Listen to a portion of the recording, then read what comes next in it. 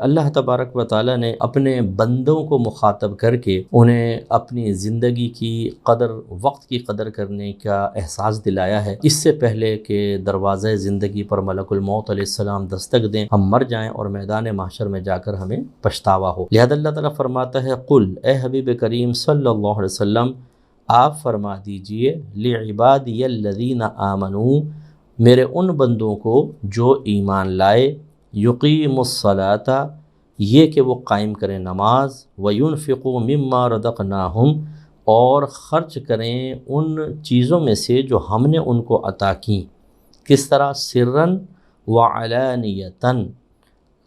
چھپا کر، پوشیدہ طور پر، اور ظاہر کر کے، من قبلی، اس سے پہلے، ان یأتی یوم، کہ وہ دن آ جائے، لا بیع فیہ ولا خلال، کہ جس دن نہ کوئی خرید و فروخت ہو اور نہ وہاں پر کوئی دوستی یا بھائی چارہ کام آئے۔ تو اللہ تعالیٰ فرماتا ہے اپنے حبیب سے کہ میرے مومن بندوں کو یہ فرمائیے، کیا فرمائے؟ نمبر 1، نماز قائم کریں۔ دیکھیں نماز کی بڑی تلقین آئی ہے، اور بار بار اللہ تبارک و تعالیٰ نے، اور ایک قول کے مطابق 700 مقامات پر نماز کا ذکر فرمایا ہے۔ تو اب ہم لوگ کیوں نماز سے غافل ہوتے ہیں؟ یہ تو ایمان والوں کو اللہ تعالیٰ ہوشیار کر رہا ہے، حبیب ایمان والوں، میرے بندوں جو مومن بندے ان سے کہہ دیجئے ابھی نماز پڑھ لو، ورنہ ایسا نہ ہو کہ میدان محشر میں پہنچے وہاں کوئی خرید و فروخت نہیں ہوگی، وہاں ہو سکتا ہے کہ تمہارے اپنے بھی اجنبیت کا مظاہرہ کریں اور تمہیں دیکھ کے ہی بھاگ جائیں، کوئی نیکی دینے کے لیے تیار نہ ہو، اس لیے خود تیاری کرو، اور اس کے علاوہ جو ہم نے تمہیں عطا فرمایا اس سے خرچ کرو۔ اور دونوں حالتیں اللہ نے بیان فرما دیں، سرًا بھی اور علانیتاً بھی۔ تو لہٰذا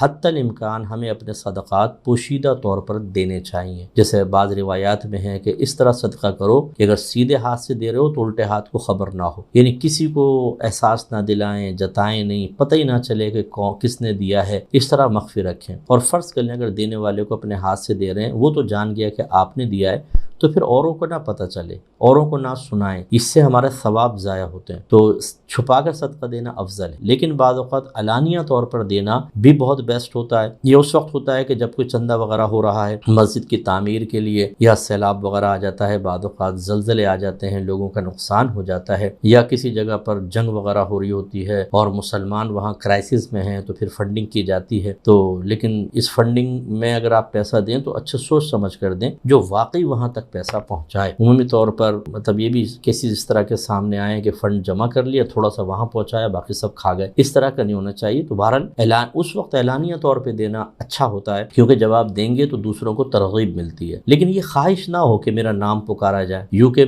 میں نے اکثر جمعوں سے پہلے یہ دیکھا کہ پوری ایک لسٹ پکڑ کے ایک آدمی کھڑا ہو جاتا ہے، 20 پاؤنڈ فلاں نے دیے، 40 پاؤنڈ فلاں نے دیے، 5 پاؤنڈ فلاں نے دیے۔ اب ہو سکتا ہے جنہوں نے دیے ان کی خواہش نہ ہو کہ ہمارا نام پکارا جائے، لیکن جو ایک عرف رائج ہو گیا یہ غیر مناسب ہے کہ جب تک نام ذکر نہ کیا جائے تو مزہ نہ آئے۔ اگر کسی کی اپنی اس طرح کی خواہش ہے تو اس کو توبہ کرنی چاہیے، کیونکہ وہاں پر جو چندہ ہے وہ اس طرح کا نہیں ہوتا جمعے کے اندر کہ وہ اس میں کسی کو ترغیب دینا مقصود ہو، وہاں پہ مطلب عمومی طور پر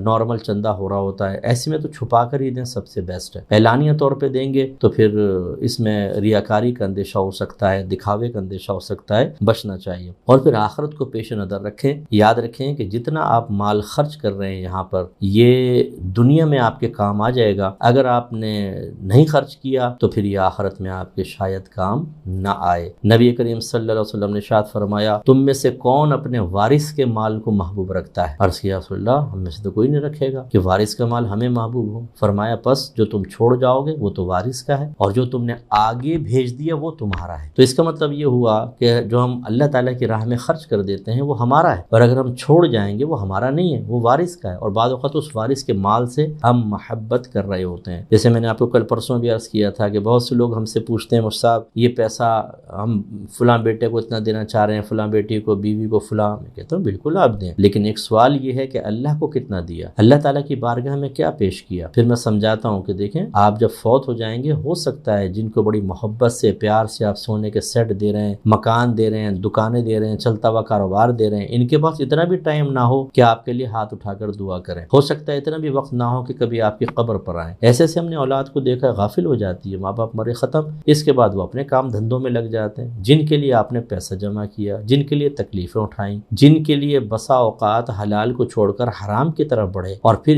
ایک وقتی مسکراہٹ دیکھنے کے لیے، خوشی دیکھنے کے لیے، لو بیٹا میں نے تمہیں دکان دے دی، تمہیں مکان، جب اس طرح مل رہا ہوتا نا تو پھر تو اولاد تھینک یو پاپا اور تھینک یو ڈیڈی، ابو بہت شکریہ، اور بڑے مطلب یہ کہ وہ اپنائیت کے اظہار کریں گے۔ اسی وقت اگر آپ یہ کہیں کہ بیٹا میں چاہتا ہوں کہ سارا پیسہ مسجد میں لگا دوں، کسی دینی مدرسے کو دے دوں تاکہ میرے لیے ثواب جاریہ ہو جائے، بدلتے ہوئے موڈ آپ خود دیکھ لیجیے گا، صرف آزمانے کے لیے کہہ دیں۔ تو سمجھانا یہ مقصود ہے کہ جن کے لیے ہم وقتی عارضی خوشی دیکھتے ہوئے ان کے لیے سب سیف کر لیتے ہیں اور اپنے لیے کچھ نہیں کرتے ہیں، یہ مرنے کے بعد بہت شدید پچھتاوا ہوگا۔ بعض تو ایسے والدین میں نے دیکھے ہیں کہ اس اولاد کے لیے چھوڑ جاتے ہیں جو اس پیسے کو اللہ کی نافرمانی میں خرچ کرتی ہے، گندے کاموں میں خرچ کر رہی ہے۔ کیا فائدہ ہوا آپ کو چھوڑنے کا؟ اس سے کہیں بہتر تھا چلو ان کے لیے تھوڑا بہت چھوڑ دیا، باقی اپنی آخرت کے لیے رکھتے آپ۔ اور یہ میں آپ کو ایک بات سمجھاؤں کہ جب آپ اللہ تعالیٰ کی راہ میں کچھ خرچ کرتے ہیں تو آپ کے درجے بلند ہوتے ہیں، آپ اللہ کی بارگاہ میں مقبول ہوتے ہیں، تو یہ ہو سکتا ہے کہ آخرت میں اللہ تبارک و تعالیٰ آپ کو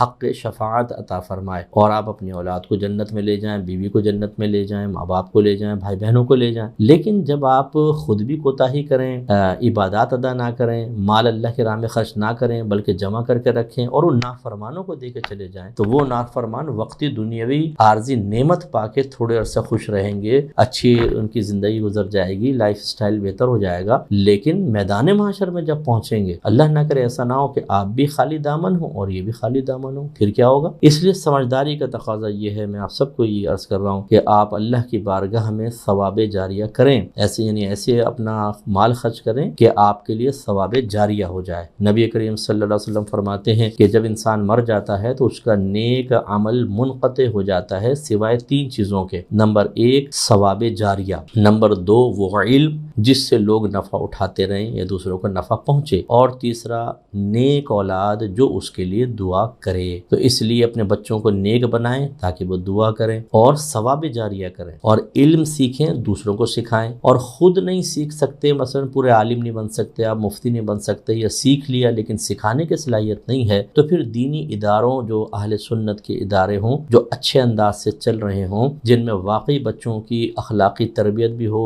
ظاہری علوم باطنی علوم دیے جا رہے ہوں، ان کو آپ مالی لحاظ سے سپورٹ کریں تاکہ علم کی ترویج و ترقی ہو، تو آپ کے لیے بہت بڑا ثواب جاریہ ہوگا۔ ورنہ میدان محشر میں اگر خالی ہاتھ پہنچے یا کم نیکیاں ہوئیں، اور اکثر ایسا ہوتا ہے کہ عوام کو یہ پتہ ہی نہیں ہوتا کہ ہم نے کس کس پہ ظلم کیا ہے، تو پھر آخرت میں آپ کی نیکیاں نکال کر دوسروں کو دے دی جائیں گی۔ پہلے نیکیاں تھوڑی تھیں وہ بھی چلی گئیں، اور آپ نے مال تو ان کے لیے چھوڑا تھا جنہوں نے دنیا میں ہی خرچ کرنا تھا اور تھوڑا سا عیش کرنا تھا، بس پھر وہاں پر پچھتاوا ہوگا۔ یہ اللہ تعالی ہمیں سمجھانا چاہ رہے ہیں، ہمیں اس کو سمجھنا چاہیے۔